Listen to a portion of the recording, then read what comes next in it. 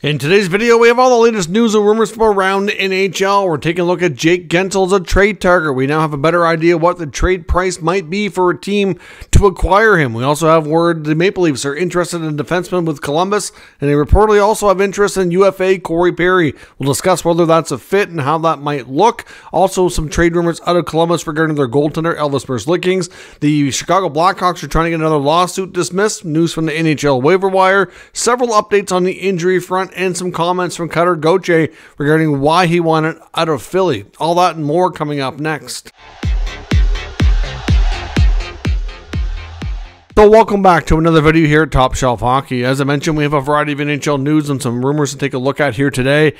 First up, I want to quickly look at the NHL waiver wire. We had Chris Wagner of the Avalanche on waivers yesterday. Of course, Wagner had not played yet this year. He was on the injured reserve list from season opening injured reserve, so he hasn't really done anything yet. But he's cleared, so he's gone down to the minors and can play and be an option moving forward for them, or can play with their AHL team with the Eagles. Either way, Wagner's through waivers. We also got news today from Rick Westhead of TSN, doing some great investigative work as usual, that the Chicago Blackhawks have this past week have asked the court to dismiss the case. Of course, we know that after the Kyle Beach case was settled, that just a few months back there was another lawsuit of a player from the same year that the beach incident happened, also filing charges against the Chicago Blackhawks. Now, we don't know the identity of that player, of course. All we know is that he was called up and was one of their Black Aces during the playoff run.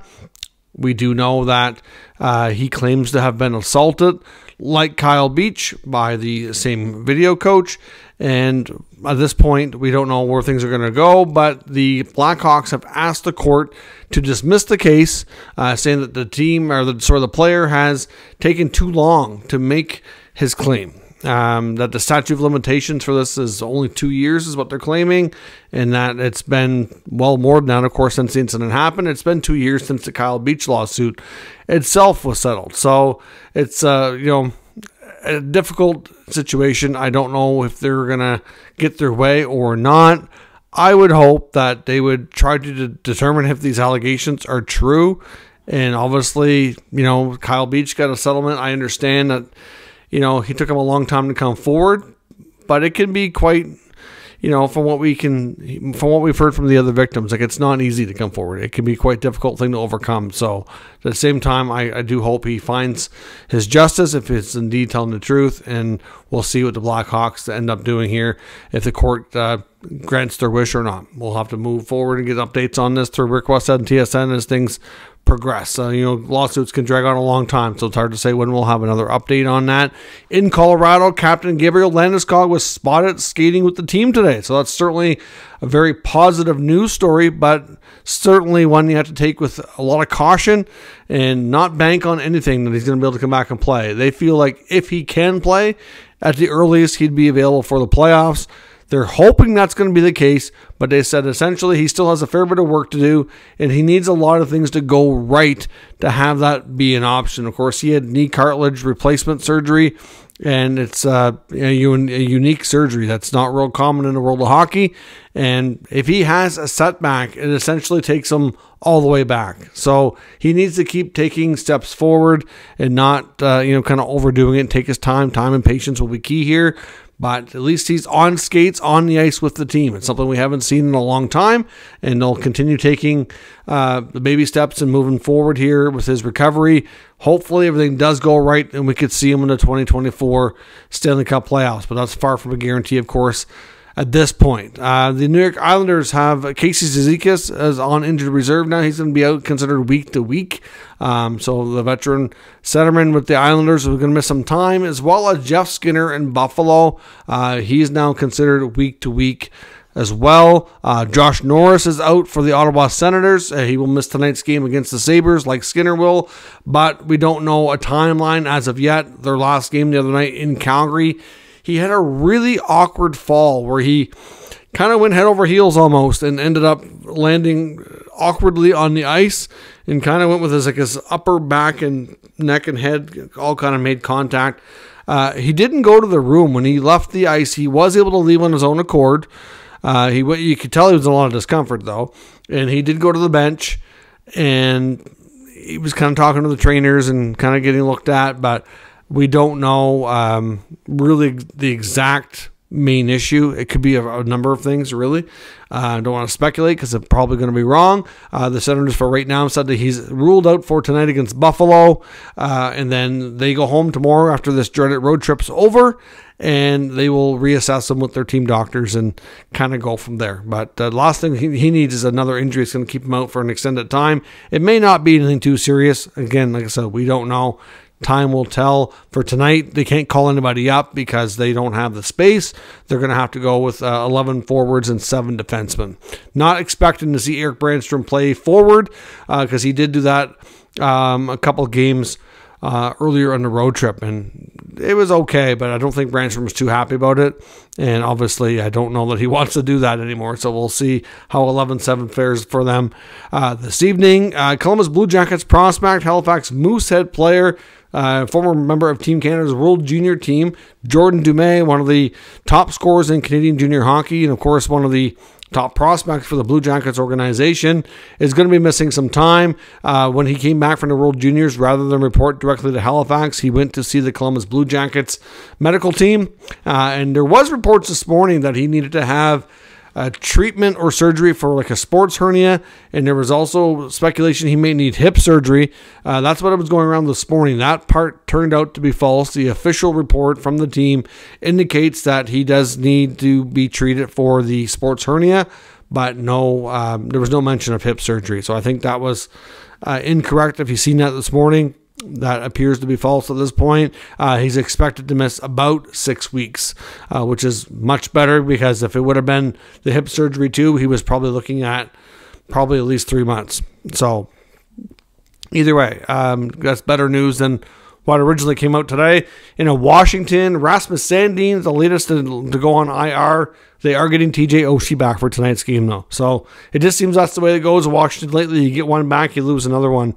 Difficult time staying healthy in the U.S. Capitol. Now, as I mentioned as well, the Cutter Gauthier trade for Jamie Drysdale, which caught a lot of people off guard a few nights ago, myself included in that, because I really hadn't heard that Gauthier wanted out of Philly. I mean, I had seen a few things that looked odd and seemed off, and I guess I kind of briefly might have entered my mind here or there that maybe the relationship wasn't the best or something, but you don't automatically go to, oh, he must want out. So it was still surprising. And obviously it was a big debate. There was a lot of different media jumping in with their opinion on what happened. Obviously there was one of the reporters, Anthony Sanfilippo of Crossing Broad, covers the Flyers closely with the podcast Snow the Goalie. He's usually very reliable, and I'm not saying he's not in this case, but he's the one that brought up Kevin Hayes having his fingerprints all over it. John Tortorella absolutely blasted him in his last media availability. And Cutter Gauthier did in his podcast, on the Ducks podcast, make mention of Kevin Hayes, saying that Kevin Hayes had absolutely no influence on this and had nothing to do with his decision. Cutter Gauthier did go on to say that it wasn't one specific reason why he asked for a trade. It was a multitude of reoccurring issues that he had seen over the past year and a half to 2 years that he was under the Flyers organization, and it kind of just hit him that, basically all at once, he just kind of came to a head one day that he just can't move forward with this. And that's all they'd say. Now, I don't know why they don't come out and just give more details, but I understand they want to be private, they want to, say too much, but at the same time, it's just going to cause more and more speculation. But yeah, there you have it. I mean, essentially, it wasn't one thing. It's a variety of things. Kind of all came to a head after, that all kind of all added up to the point that he just couldn't see himself playing there. Says Kevin Hayes had nothing to do with it. So we don't expect to hear any more comments from Cutter Gauthier or his agent on the situation. So unless an insider happens to get some more dirt, which will be tough to verify, it's going to be all we ever know on that crazy situation that led to two top young players being swapped for each other. Now, on the trade rumor section of today's video, I do want to look at a variety of things. Well, first up, it's not really a trade, but a free agent rumor regarding the newly appointed UFA, Corey Perry. It was just yesterday we were talking about the fact that Elliot Friedman had a report that Perry had met with Gary Bettman. Gary Bettman gave his blessing for him to sign and resume his career. So that wasn't even necessary or required. That's just what Perry wanted to do. He wanted to speak to the league and kind of just profess what, that he, I guess, learned from his mistakes and what he's done to, better himself or what have you. So now the reports come out today. Carlo Colaiacovo, former NHL player, former Toronto Maple Leaf, current TSN host on the radio, and I believe it's called First Up, and he has an early morning program for TSN. Obviously well connected to the Leafs. He says that the Toronto Maple Leafs and Corey Perry have mutual interest in each other. I've seen other reports from other NHL reporters saying that there's several teams that have varying degrees of interest in Perry. Some are doing more due diligence than others. I think some teams really want to try to get a better handle on what exactly happened in Chicago before they make a contract offer. We know a little bit, we don't know everything, and it's kind of difficult to say. I would suggest that they'd probably want to make sure that the other thing that they want to make sure is not only get a better idea of what happened, but to make sure that there was no other incidents that kind of went under the radar, were not heard of in his past, just to make sure that there's no trend, no pattern, and to make sure that they're fairly safe from this happening again. Clearly, teams don't want to deal with this. They don't want to interrupt their chemistry in their team, the environment in their locker room, and all that kind of stuff. It's certainly a big concern when you bring in a new body. And typically, Corey Perry, before that happened in Chicago, normally would have been a great welcome addition. Like, teams wouldn't have thought twice about it, right? So we'll see. Obviously, the Leafs wouldn't be able to afford much. We don't know what all of their moves are going to make. They are linked to a variety of players. Clearly, they're not going to trade for them all. We talked yesterday about there was a report from Nick Kypreos saying that there was interest in Boone Jenner. Clearly, if they do some of these other moves and bring in a Corey Perry, they're probably not bringing in a Boone Jenner as well. Different scenario.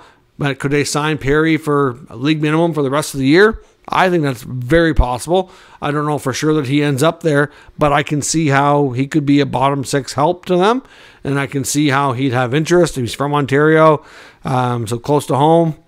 Obviously he's played with a bunch of teams now, and I don't know. I mean, we'll see. Corey Perry could be a good fit there, but whether or not he signs, we'll have to wait and see. But according to Carlo Colaiacovo, mutual interest, but it might be a bit before we really know. Staying with the Leafs, there are also some reports that they're connected to the Philadelphia Flyers, and I've seen different reports, but it's been a while. They're a little bit older reports that they were also connected to the Blue Jackets. So when it comes to adding on the blue line, more recently from Philly Hockey Now, they report that the Leafs still have ongoing interest, and they mentioned Rasmus Ristolainen. That to me is interesting. I think they'd have a difficult time squeezing him in under the cap. I would think if they're going to talk to Philly about a defenseman, the more likely outcome here is that they maybe look at Sean Walker. Is having a great season, right slot defenseman, pending UFA, don't need a big commitment. I wouldn't think the price for a trade would be through the roof. I mean, it's going to be more than what it would have been before the season for sure, because he's had a good year. But all of a sudden, Jamie Drysdale arrives. He's demoted. His minutes are cut. It just makes it look more likely that he is going to go. But the Philly Hockey Now people think that the Leafs have a high interest in Ristolainen. But he's got 3 more years on his deal at $5.1 million. I don't know that the Flyers are going to want to retain money on that. They've already got a longer-term retention piece with Kevin Hayes. You've only got 3 spots for salary retention that you're allowed to have at one time. They still have a few years left on that Hayes retention when they traded him. I don't know that they're going to want to do a second one with multiple years on it. That to me just doesn't make sense. And if you're taking the whole salary, well, that's that much more challenging to fit in. Now, could the Leafs end up trading a guy like Samsonov maybe? We'll have to see what happens with him when he comes back and gets a chance to play. Maybe they'll end up wanting to keep him. Who knows? That scenario is very much question mark. But something would have to go of substantial value, and I just don't know that they're going to be able to do that. Or do they bring in a third team to do the retention? But that's going to, for them to get retention on multiple years like that, that's going to not be cheap. I just don't know. I think there's probably as good, if not better, options out there that doesn't require that. So I wanted to talk about Ristolainen because of the reports from Philly Hockey Now. I just don't see it happening. I really don't. Maybe Walker, or maybe they go elsewhere. In the past, they have been connected to Columbus blue liner Andrew Peeke. I mean, I know I've seen Adam Boqvist's name out there. I don't know that he's the type of defender that they want. Boqvist has been connected to the Oilers, so we'll see about that front.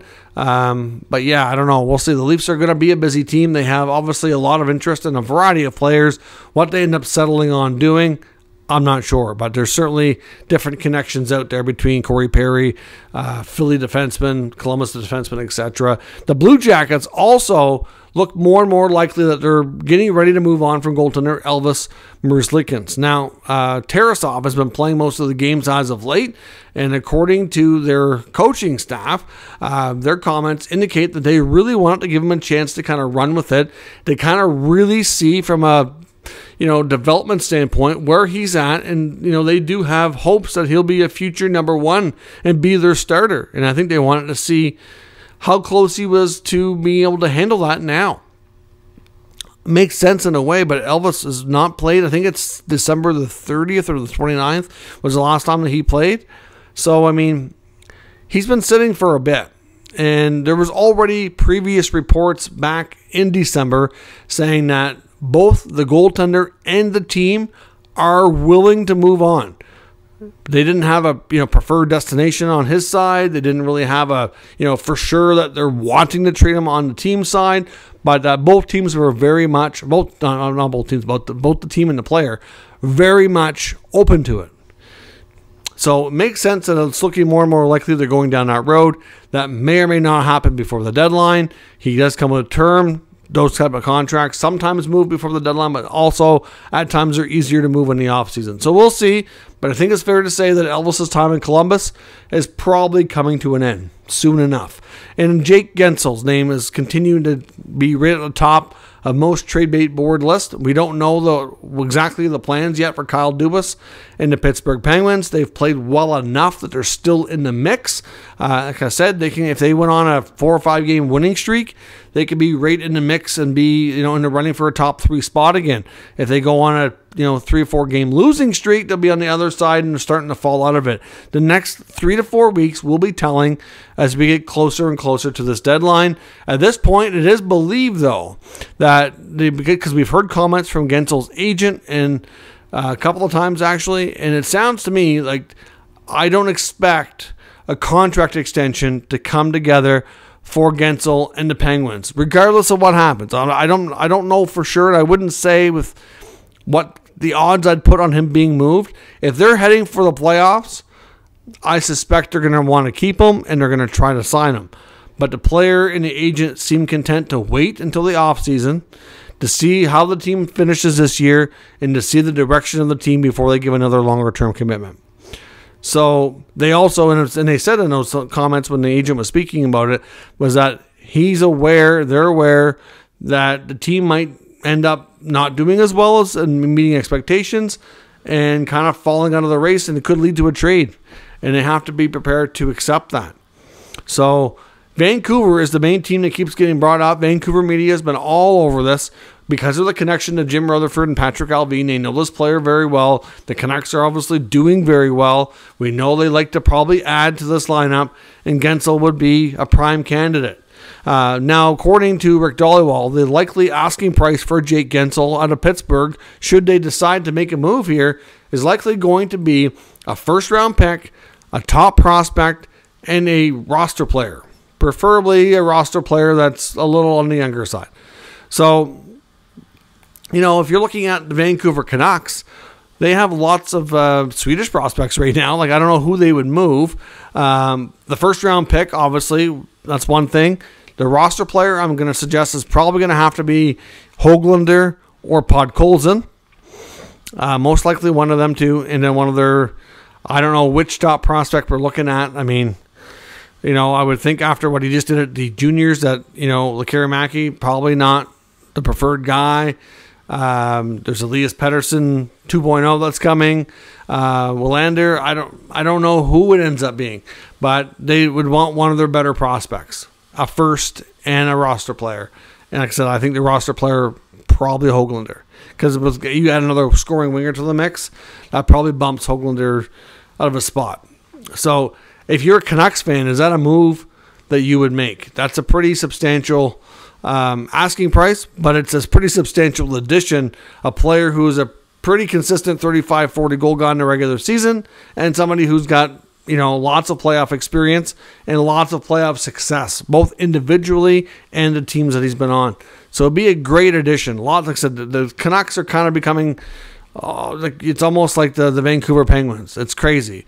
I know if there were a while there, we used to call there was a stretch of time where we called the Calgary Flames the Calgary Canucks, because all the Canucks players were going to Calgary. Now all the Penguins players are going, or not just players, mostly a lot of it's staff, really, but there's a few players. They get DeSmith and Lafferty have Penguins, obviously, history, but you're looking at Rick Tocchet, the head coach, Gauthier, the assistant coach, Alvin, the GM, the president in Rutherford. Like, there's a lot. So clearly makes a lot of sense. They're going to bring in players and people they're familiar with. Big asking price, but be a big reward for this team after a heck of a regular season.